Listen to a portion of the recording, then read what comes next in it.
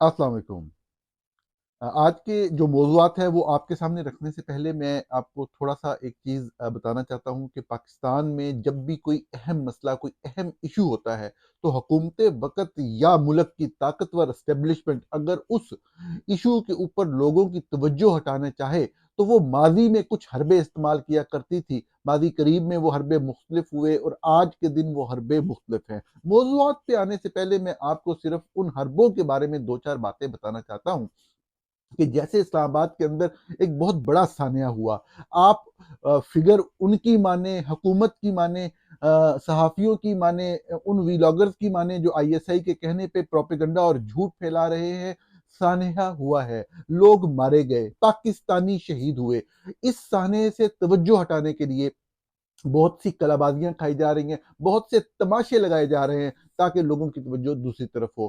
میں آپ کو بتانا چاہتا ہوں کہ 1960s میں، 70s میں، 80s میں، یہاں تک کہ 90s کے اندر بھی 90s میں تھوڑا سا ٹرینڈ چینج ہونا شروع ہوا کہ توجہ کیسے ہٹانی ہے، کہ جو بڑا مسئلہ ہے اس وقت قوم کا، اس کے اوپر سے عام لوگوں کی، غریب لوگوں کی جو کوئی آواز نہ اٹھا دیں، اکٹھے نہ ہو جائیں، ریاست کے خلاف علم بغاوت بلند نہ کر دیں، اپنی آزادی کی آواز نہ اٹھا دیں، تو اس میں ایک بہترین طریقہ ہماری ایجنسی کے پاس ہوتا تھا کہ بم دھماکہ کروا دیا، 40-50 بندے مروا دیے۔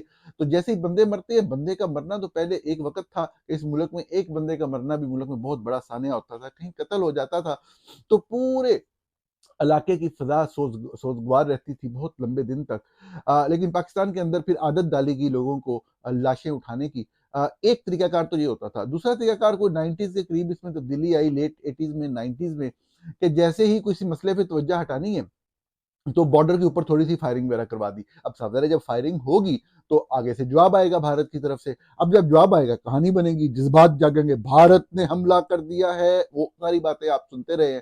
تو وہ والی چیزیں توجہ ہٹانے کی ایک کوشش ہوتی تھی۔ ابھی ماڈرن دور ہے، ڈیجیٹل میڈیا کا دور ہے، اور اس دور کے اندر سوشل میڈیا جو ہے وہ سب سے بڑا ذریعہ بن گیا ہے خبر کے حوالے سے۔ تو مختلف طرح کی اسٹریٹجیز، مختلف طرح کے جو آپ کہہ لیں کہ صحافیوں کو استعمال کرنا، میڈیا کو استعمال کرنا، اپنے پیڈ لوگوں کو استعمال کرنا اور واقعات کرنا، اس طرح کی بیانات دلوانا کہ لوگوں کی توجہ اصل مسئلے کی طرف نہ جائے کسی بھی صورت میں، کنٹروورسیز جنریٹ کرنا، جھوٹ بلوانا۔ تو آپ دیکھ رہے ہیں کہ پچھلے 2-4 دن سے بہت بڑے بڑے واقعات یک دم ہونا شروع ہو گئے ہیں، اداروں کے اندر ڈیولپمنٹس ہو رہی ہیں، یہ وہ۔ مقصد صرف ایک ہے کہ جو اصل موضوع ہے کہ جن لوگوں کو شہید کیا گیا وہ کس نے شہید کیا۔ اصل بات تو یہ ہے جس نے بھی کیا وہ قومی کمیشن بنے، ایک بین الاقوامی تحقیقات ہوں تاکہ بات آگے چلے۔ جب تک وہ لوگ جن کا خون ناحق ہوا ہے، جن کا خون ناحق بہایا گیا ہے، جب تک ان کو وجہ پتہ نہیں لگے گی، جب تک ان کو قاتل کا پتہ نہیں لگے گا، وہ اپنی زندگیوں میں سکون نہیں لا سکیں گے، اور یہ ان کا بنیادی ترین حق ہے۔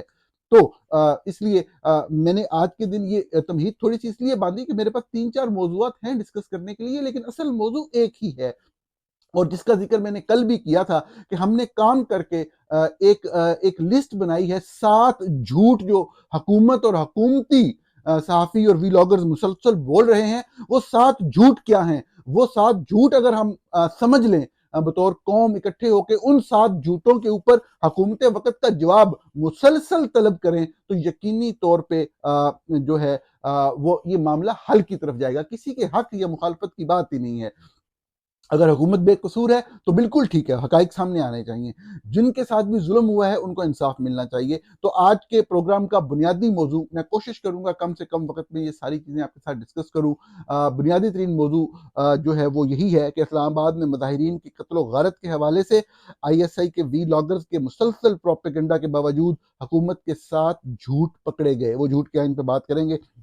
جو دوسرے موضوعات پہ میں نے مختصر آپ کے ساتھ اپنی تھاٹ شیئر کرنی ہے، اس میں فارمیشن کمانڈرز کی دھمکیاں۔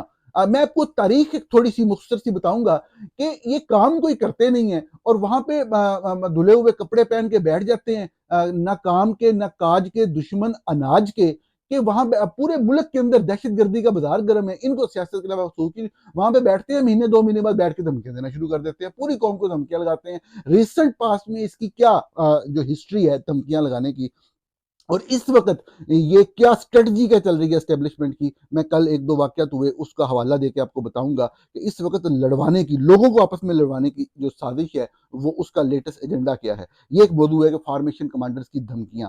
اسی طرح جو مختصر سی بات کروں گا، عمران خان کے خلاف مقدمات کی تفصیل آئی ہے۔ اسی طرح شہباز شریف بھی مان گئے ہیں، وزیر اعظم پاکستان جو اس وقت عہدے پہ تعینات ہیں، کہ ملک کے اندر دہشت گردی کی بہت بڑی لہر واپس آئی ہے۔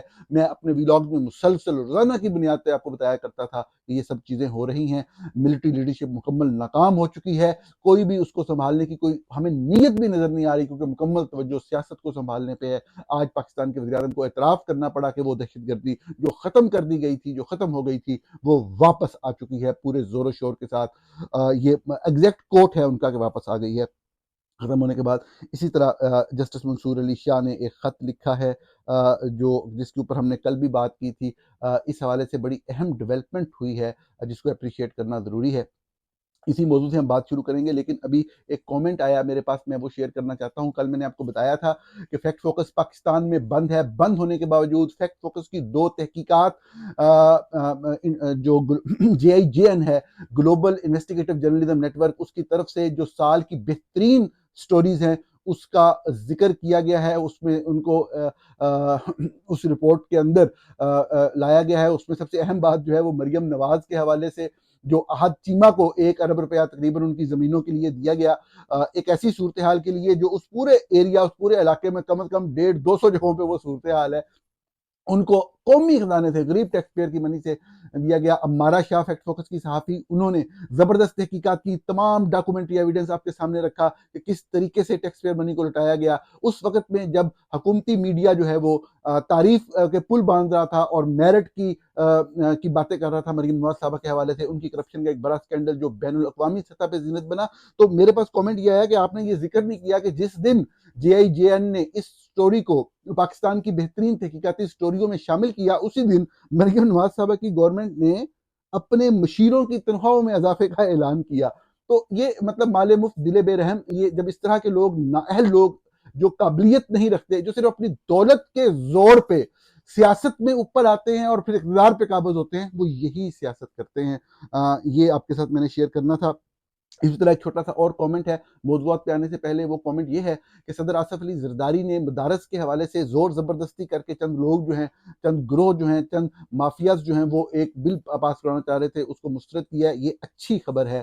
میں عمومی طور پہ تنقید کرتا ہوں، آئندہ بھی کروں گا جناب آصف علی زرداری پہ، پیپلز پارٹی پہ، ہمارا کام ہی یہ ہوتا ہے تنقید کرنا۔ اچھی بات ہو اس کی تعریف کرنی چاہیے، یہ اچھا کام کیا پریزیڈنٹ آصف علی زرداری نے، ان لوگوں کے ہاتھوں میں نہیں آنا چاہیے جو 26ویں آئینی ترمیم، اب تعریف کی ہے ایک تھوڑا سا شکوہ بھی سن لیں، جو 26ویں آئینی ترمیم میں آپ نے یہ سود کے ختم کر کے ایک نظام لانے کی بات کی ہے، وہ بڑی غلط اور بڑی ہی فضول حرکت تھی۔ اس پہ آپ کو قوم سے معافی مانگنی چاہیے۔ جب بھی آپ قوم سے معافی مانگتے ہیں آپ بڑے ہوتے ہیں۔ کوئی بھی سیاستدان فرشتہ ولی خدا نہیں ہوتا ہے، کوئی بھی سیاستدان انسان ہوتا ہے، وہ اپنی کوشش کے مطابق خدمت کرتا ہے۔ غلطی جس طرح صحافی خبر کرتا ہے اس سے غلطی بھی ہو سکتی ہے، غلطی اور مان لینی چاہیے، یہ پروفیشنلزم ہوتا ہے۔ وہ میں کیوں کہہ رہا ہوں جو سود والی بات، اس لیے کہہ رہا ہوں کہ وہ توہین ہے اسلام کی، وہ نبی اکرم صلی اللہ علیہ وسلم کی تعلیمات کی توہین ہے، اس لیے کہ ہمارے پاس کوئی نظام نہیں ہے۔ یا تو ہو نا آپ کے پاس ایک نظام ہے کہ سودی معیشت کو ختم کر کے آپ نے کوئی مذہبی معیشت یا کوئی اسلامی معیشت لے کے آنی ہے، اور پورا ایک لکھا ہوا ایک اسکرپٹ ہے، ایک نظام ہے جس کو ہم فالو کریں گے۔ آپ کو بھی پتہ ہے، میرے سب سننے والے یہ بات جانتے ہیں کہ ایسی کوئی بات نہیں ہے۔ تو ایسی صورتحال میں پاکستان پیپلز پارٹی نے جو سپورٹ کیا ہے اس چیز کو 26ویں ترمیم، اس پہ قوم سے معافی مانگنی چاہیے، اس لیے کہ وہ اسلام کی توہین ہے۔ لیکن جو ابھی کام کیا مدارس کے بل والا، اللہ تعالیٰ استقامت عطا کرے، آصف علی زرداری صاحب کا بہت زبردست کام کیا۔ موضوعات کے اوپر چلتے ہیں۔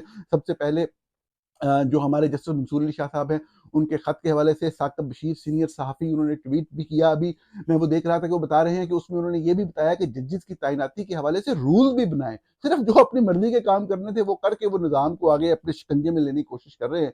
تو رولز کی بات کی، تو آج وہ بات جو ہے وہ جوڈیشل جو کمیشن کی میٹنگ تھی اس کے اندر بحث آئی، اور پھر صاف ظاہر ہے اب رولز بنیں گے۔ یہ رولز بننا بہت ضروری ہے۔ اس کا فائدہ کیا ہوگا؟ ابھی آپ سن رہے ہوں گے، آج کل میں خبریں چل رہی تھیں کہ شریف فیملی اپنے ذاتی ملازمین کو، اپنے وکلاء کو جو ہے وہ جج بنوانے کے لیے جو ہے وہ پر تول رہی ہے۔ صاف ظاہر ہے اب ججوں کی اسامیاں کریٹ کی گئی ہیں، اب وہ بھری جائیں گی۔ صاف ظاہر ہے قومی خزانے سے غریب لوگوں کے ٹیکس پیئر منی سے پیسے دینے ہیں، تنخواہیں دینی ہیں، اپنے لوگوں کو نوازنا ہے، یہی نظام ہے۔ تو اس میں اگر اس طرح سے رولز بنتے ہیں اور چند ایسے بنیادی پیرامیٹر رکھ دی جاتے ہیں کہ پروفیشنل لوگ ہی اگر آئیں تو آگے آئیں، تو یہ بہت اچھی بات ہے۔ تو یہ منظور علی شاہ صاحب کے خط کا ایک اگر مثبت اثر ہوا ہے تو یہ ہوا ہے، تو اس بات کی تعریف کرنی چاہیے۔ بنیادی طور پہ ناظرین، اگلے موضوع پہ چلنے سے پہلے میں یہ کومنٹ ضرور کروں گا آپ کے سامنے کہ بنیادی طور پہ یہی ایک نظام ہے، یہ شریف فیملی اور یہ قابض جو لوگ ہیں اس نظام کے اوپر، کہ یہ اپنے ہی پالتوؤں کو نظام میں اوپر لے کے آتے ہیں۔ عام آدمی، ایک عام غریب گھر کا بچہ، ایک مڈل کلاس کا بچہ محنت کر کے، اچھا کام کر کے، زبردست پرفارمنس دے کے بھی آگے نہیں آ سکتا۔ شریف فیملی جیسے لوگ جب آگے آتے ہیں تو وہ اپنے پالتوؤں کو ہی اعلیٰ عہدوں سے سرفراز کرتے ہیں۔ یہ چیز ہم نے دیکھی پاکستان کے اندر جو ہے بعض سیاسی جماعتوں نے، جس طرح ایم کیو ایم جب مقبول ہوئی تو انہوں نے بعض لوگوں کو سامنے لے کے آئے، لیکن ان کے اوپر بہت سارے الزامات بھی لگے، ان کی سیاست کے اوپر بہت زیادہ تنقید بھی ہوئی۔ اسی طرح جو پی ٹی آئی ہے اس کی سیاست پہ بھی بہت تنقید ہوتی ہے، اور جائز تنقید بھی ہے، میں سمجھتا ہوں۔ بالکل جو پاپولسٹ سیاست کرنے کا جو الزام ہے بالکل درست ہے، جو مذہب کا استعمال کرنے کا الزام ہے بالکل وہ نہیں ہونا چاہیے، لیکن وہ عوام کی جماعت ہے، عوام کے ووٹوں سے آتی ہے، اور اسی وجہ سے آپ نے دیکھا ہوگا کہ بہت زیادہ لوگ عام لوگوں میں سے آگے آئے، پی ٹی آئی آگے لے کے آئی۔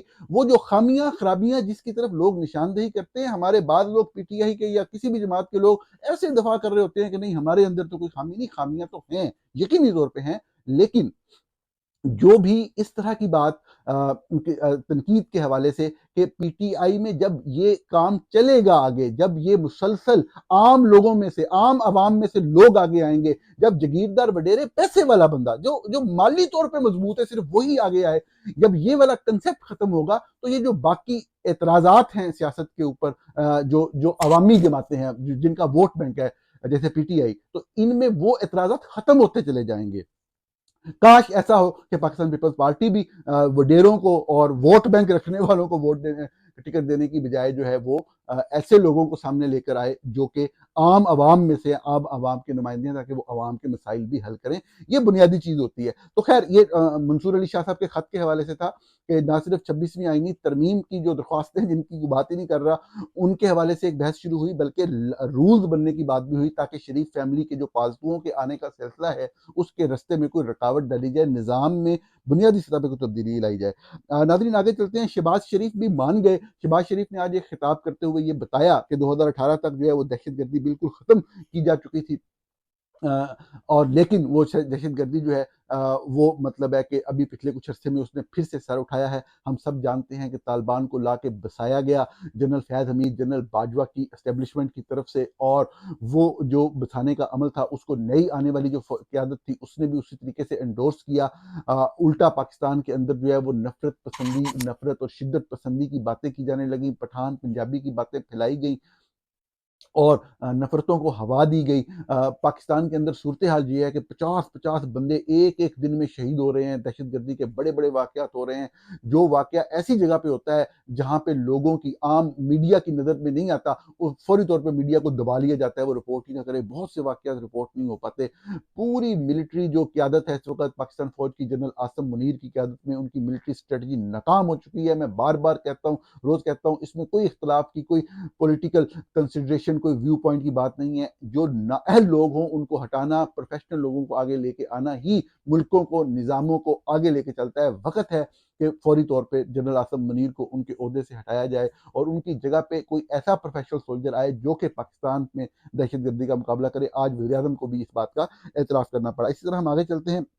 عمران خان کے اوپر مقدمات کے حوالے سے تفصیل آئی ہے، کوئی 188 ٹوٹل پاکستان میں مقدمات ہیں، کوئی 99 ان کے خلاف پنجاب میں ہیں، کوئی 77 جو ہیں وہ اسلام آباد میں ہیں، کوئی 7 ایف آئی اے میں انکوائری ہیں، کوئی 3 نیب میں کیسز ہیں، کوئی 2 جب وہ گورنمنٹ تھی نگران شاید اس دور میں خیبر پختونخوا میں ان کے خلاف کیسز ہیں۔ صرف سندھ میں اور بلوچستان میں ان کے خلاف کوئی کیس نہیں ہے۔ پنجاب میں اور اسلام آباد میں ہونے کا آپ دیکھ سکتے ہیں، کیونکہ جس ٹائم میں یہاں پہ پرچے درج ہوئے تو یہ شریف فیملی کے زیر تسلط تھے، شریف فیملی کے کنٹرول میں تھی یہ دونوں جگہیں، پنجاب بھی اور یہ بھی۔ تو یہ شریف فیملی کی ہمیشہ سے سیاست ہے۔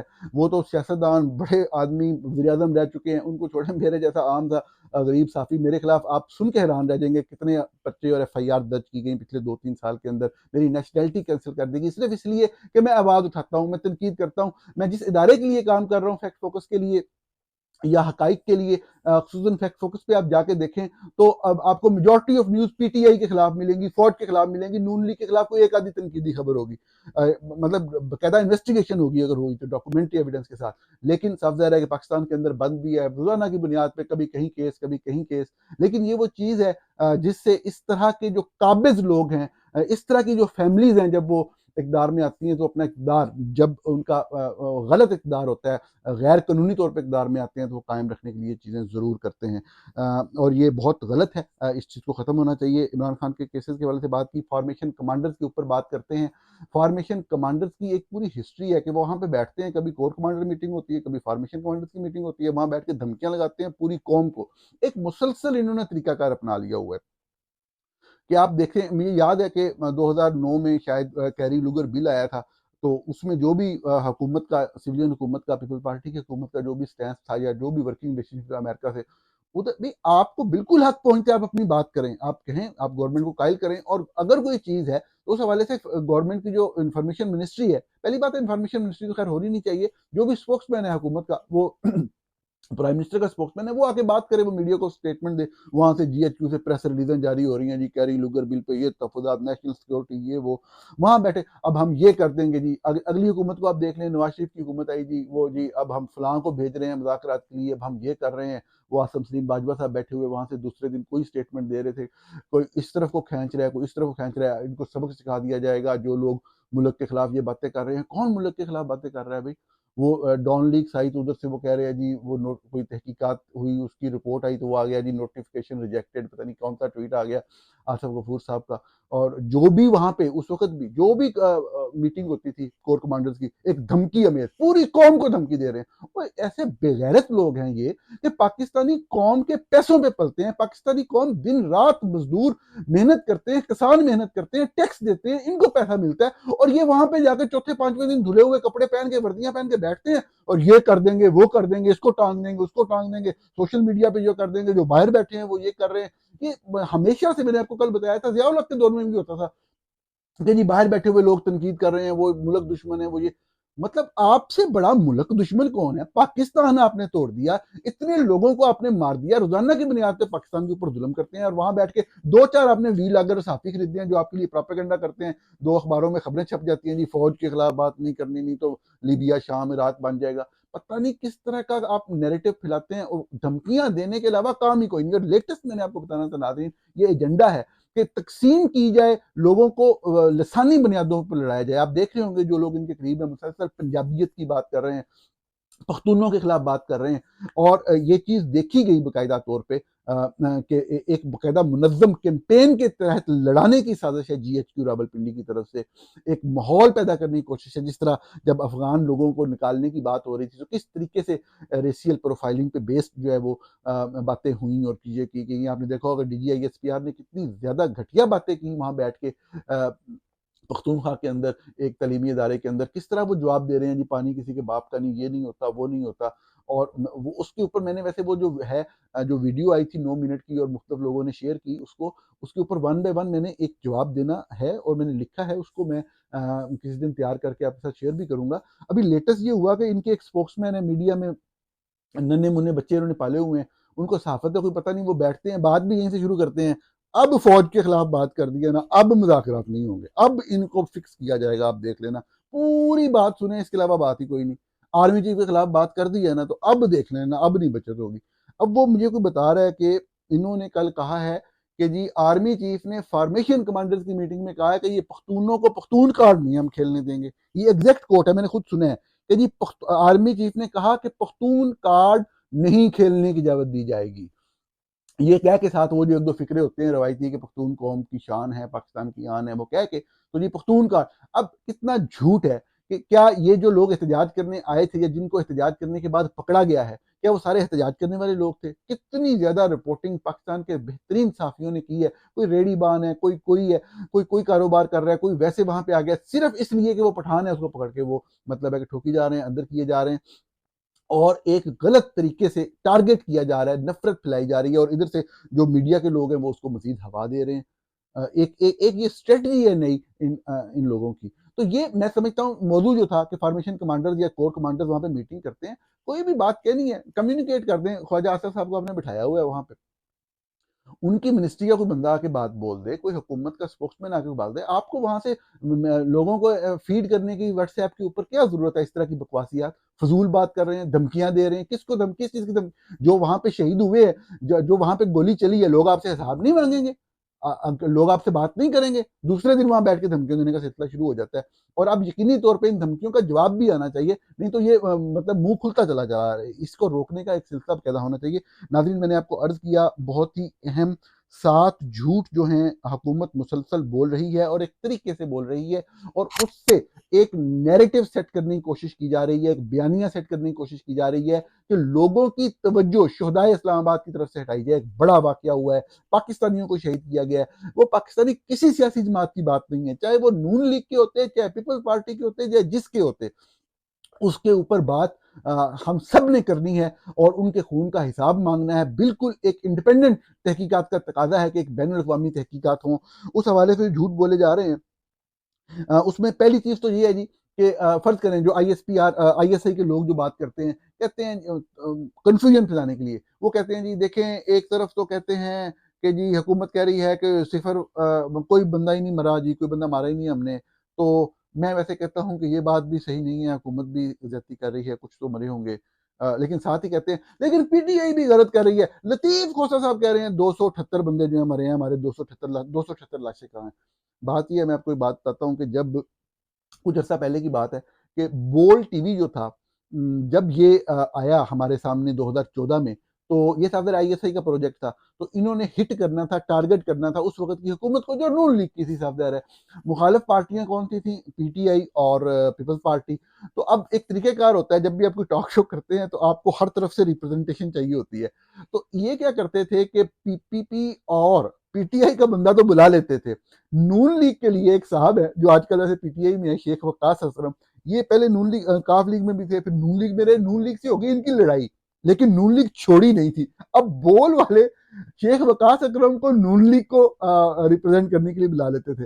تو ہوتا کیا تھا کہ ان پروگرامز میں جو پی ٹی آئی والے اور پی پی پی والے، ان کو تو کوئی اتنے پوائنٹ نہیں بولنے کو ملتے تھے. تو نون لیگ کی جو صحیح چمڑی ادھیڑتے تھے وہ شیخ وقاص اکرم نون لیگ کو ریپرزینٹ کرتے ہوئے بھیجتے تھے. مذاق اپنی جگہ پہ، یہ صحافت نہیں دلالی تھی. تو جب آپ دلالی شروع کر دیں تو تب آپ اس طرح کے کام کرتے ہیں. جب یہ واقعہ ہوا، جب یہ سانحہ ہوا، میں نے آپ کو عرض کیا، میں نے آپ کے سامنے رپورٹنگ کی، ہاسپٹل کے ڈیٹا کی بنیاد پہ آپ کو بتایا کہ 100 سے زائد لوگوں کو گولیاں لگی.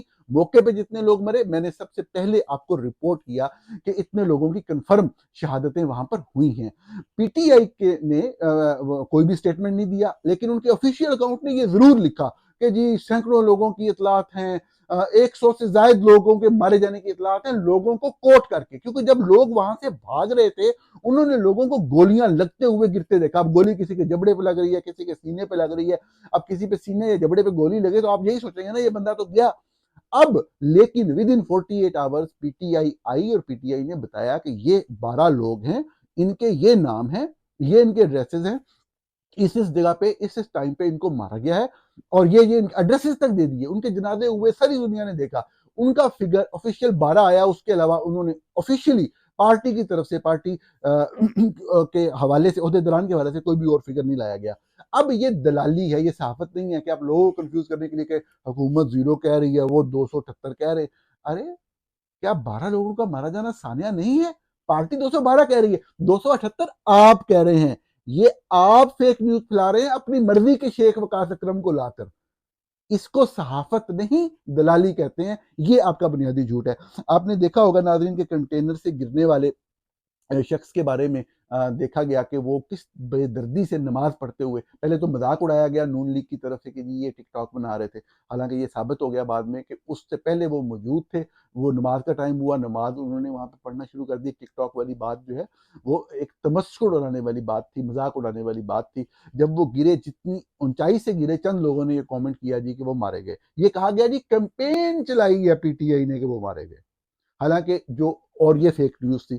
حالانکہ جو فیک نیوز چلی اور جو حکومت کی طرف سے چلی، میں اصرار کروں گا، پریس کروں گا، حکومت کی طرف سے آفیشلی جو جاری کی گئی فیک نیوز، وہ ایک ویڈیو تھی جو حکومت نے حکومتی عہدیدار نے جاری کی، وہ رحیم افغانی نام کی ایک منہ لپیٹے ہوئے شخص کی. آپ کو یاد ہوگا کہ وہ کہہ رہا ہے کہ جی یہ میں گرا تھا اور میں بالکل ٹھیک ہوں اور یہ وہ. تو حکومت کے پیسوں، غریب عوام کے پیسوں سے جو سرکاری اداروں میں اپنے شناخت وانوں کو بھرتی کیا گیا، انہوں نے بھی یہ شیئر کیا. تو یہ فیک نیوز تھی، یہ جھوٹ تھا.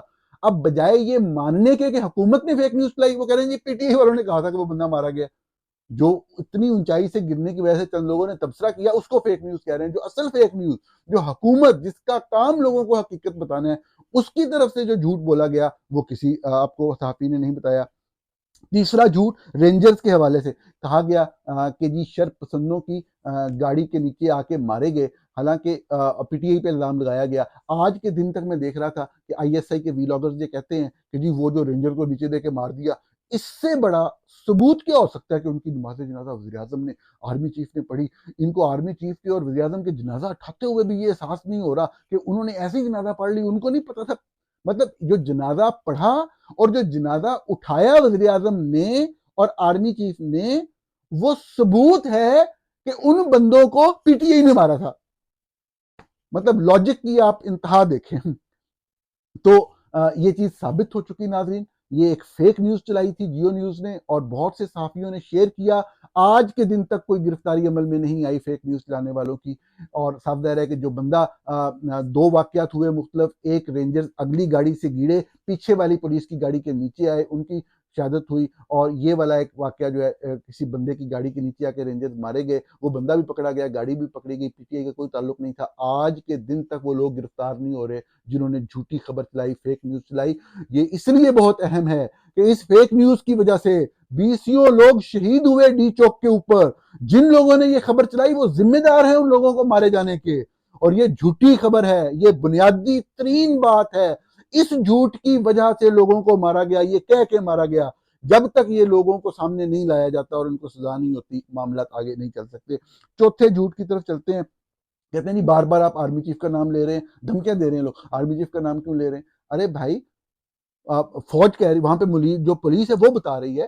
ارے بھائی وزیر اعظم کہہ رہے ہیں آرمی چیف نے مدد کی ہے، چیف منسٹر کے پی کے کہہ رہے ہیں آرمی چیف نے کیا ہے، آرمی نے کیا ہے، سب لوگ اس چیز کی گواہی دیتے ہیں. دفعہ 245 نافذ ہے، آرٹیکل 245 انووکڈ ہے.